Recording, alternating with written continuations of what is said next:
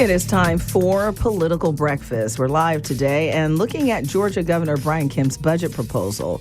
Kemp laid it all out in his final State of the State address last week. His budget includes $1 billion in tax rebates for Georgians, a 20% reduction of the state income tax, and $2,000 checks for teachers and other state employees. Democratic strategist Tharon Johnson and Republican strategist Brian Robinson are both here live. Good morning to you.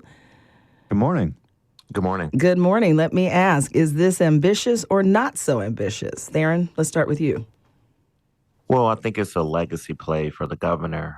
We've been all sort of anxiously waiting to see what he was going to prioritize in his budget. And you did a really good job, Lisa, laying out some of the key points of his budget. So as the House and the Senate resume this week, we'll be down to Capitol for the joint budget hearings, and you'll see the Senate and the House members discuss the budget.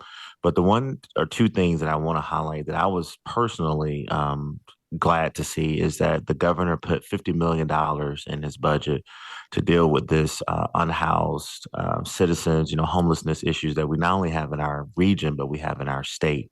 And also he put a lot of money in there to really help deal with some of the traffic congestions, but to try to build out I-75. Some folks have definitely turned to more transit options, and I'm not saying that the governor is not pro-transit, but to try to build more lanes and build more access to try to help people get to and from work and to travel beyond the state was another big regional transportation play for the governor. So I think overall, it's a good proposal, but, you'll see a lot of senators and House members debate it this week at the Capitol. Yeah, he talked about a lot of issues there, touched on a lot of major issues. Brian, your thoughts about the tax rebates, which would give back $250 for individual Georgians filing their taxes and $500 for joint filers.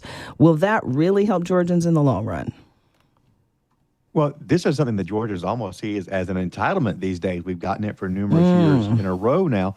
And one thing that's really nice is that this is something that disproportionately benefits your working class Georgians because it's capped at $500. So working class, middle class Georgians are getting back a much higher percentage of the taxes that they pay than wealthier Georgians do, an issue that Democrats are always attacking Republicans over. One thing that I really zoomed in on is that this isn't just a tax rebate where we get the $500 show up in our bank account. It's also a rate cut. So it's a further ratcheting down of what we will pay into the long term, Lisa. So that really more addresses your question about the long term benefit to Georgians. The rates will be lower moving forward. And of course, one thing that's been a marquee issue is the needs-based scholarship. This is something that many, including many Republicans, have wanted to be a complement to the merit-based Hope Scholarship. The merit-based scholarship has revolutionized Georgia, has really turned Georgia Tech and UGA into elite institutions, globally recognized because our best and brightest stayed home. And now we need to look at needs-based so that everyone has an opportunity.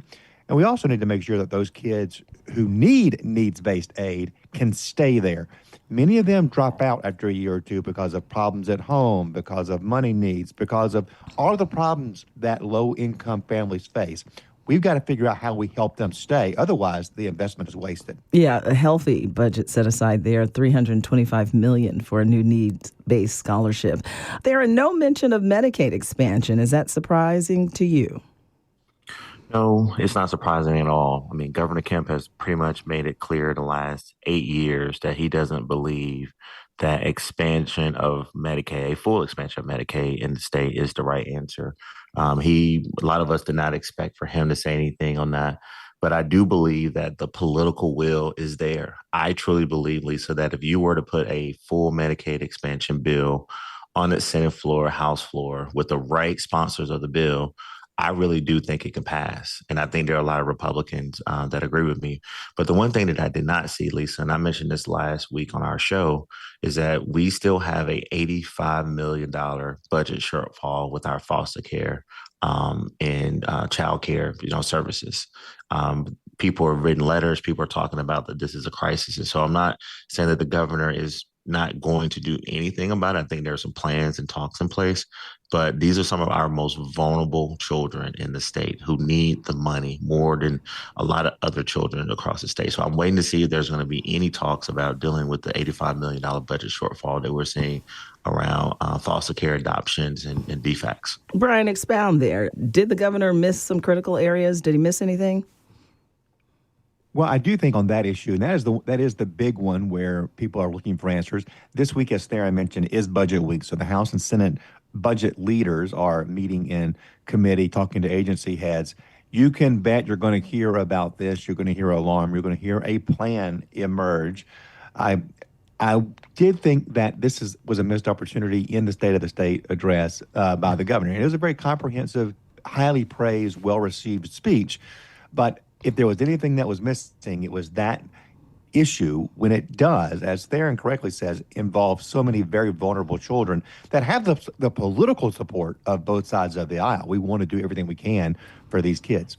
Give him a report card, Tharon. Overall, giving him high marks for what he laid out last week. I mean, Lisa, come on. We all are trying to get something from the governor while he goes out. No, listen, I think that the governor gets a minus only because like Brian, I agree. I did want to hear more or something that was in the works around dealing with the $85 million shortfall. So I'll give him an A minus. All right, Brian, you're great. A minus, A plus? I would say it's a really strong A. It was a great way for him to do his last State of the State. It was a really strong substantive eggs and issues breakfast last week, too, in front of the 3,000 chamber attendees. So he really did lay out much more of a vision than I had anticipated. I thought it would be a very agenda-light session for him, and it would just sort of be writing it out into the sunset. That is not the case. This Henry County I-75 expansion is a major deal. We in the Dill administration did the first lane, and he's going to make it even better and bigger.